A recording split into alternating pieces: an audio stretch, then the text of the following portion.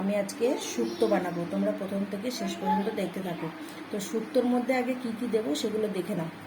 এখানে আছে শিম, আলু, গাজর, উচ্ছে, ডাঁটা, পেঁপে, বেগুন। আর এখানে আছে কাঁচকলা। কাঁচকলাটাকে কেটে নুন হলুদ দিয়ে জলে ভিজিয়ে রেখেছি। তারপরে ওপর থেকে একটু শস্য আছে, সাদা পোস্ত আর রাঁধুনি, এটাকে জল দিয়ে ভিজিয়ে রাখবো। শস্য পোস্ত রাঁধুনির সাথে আদা আর দুটো কাঁচা লঙ্কা বেটে নেব। বন্ধুরা, এবারে কড়াই বসিয়ে দিয়েছি, গ্যাসও অন করে দিয়েছি। এবারে এই ডাঁটা আর পেঁপে এগুলোকে একটু নুন দিয়ে একটু ভাপিয়ে নেব। এবারে কড়াইতে তেল দিয়ে দেবো। বড়িগুলোকে ভেজে নেব।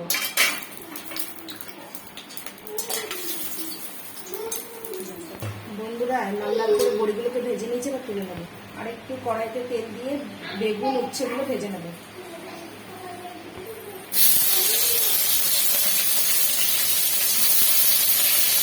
একটুখানি নুন দিয়ে দেবো। বেগুন উচ্ছে ভাজা হয়ে গেছে, এবার তুলে নেব। আবার সর্ষের তেল দিয়ে দেবো, পাঁচফোড়ন আর শুকনো লঙ্কা।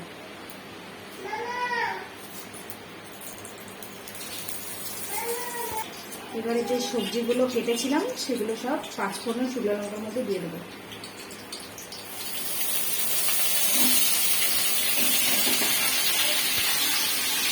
কাঁচকলাগুলো দিয়ে দেবো। এরকম স্বাদ মতন লবণ দিয়ে দেবো, সামান্য দিয়ে দেবো, একটু নেড়ে নেবো।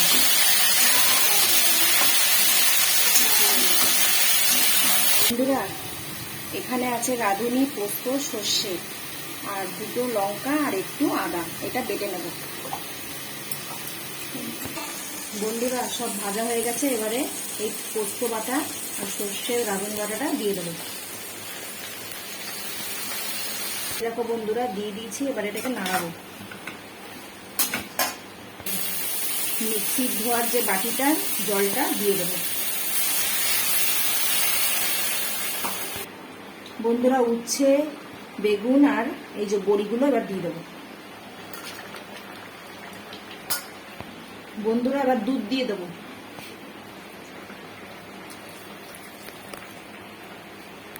একটু নেড়ে নেব।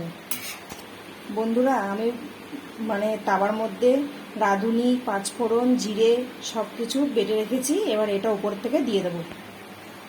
এরকম করে এই ভাজা মশলাটা দিয়ে দেবো। দিয়ে দেবো স্বাদ মতো চিনি। বন্ধুরা, এবারে ঘিটাকে দিয়ে দেবো। বন্ধুরা, আমার শুক্তো রেডি হয়ে গেছে। হ্যাঁ, তোমরা প্রথম থেকে দেখলে, তোমাদের ভালো লাগলে লাইক, কমেন্ট, শেয়ার, সাবস্ক্রাইব করবে। আর সুস্থ থাকবে, ভালো থাকবে। বাই।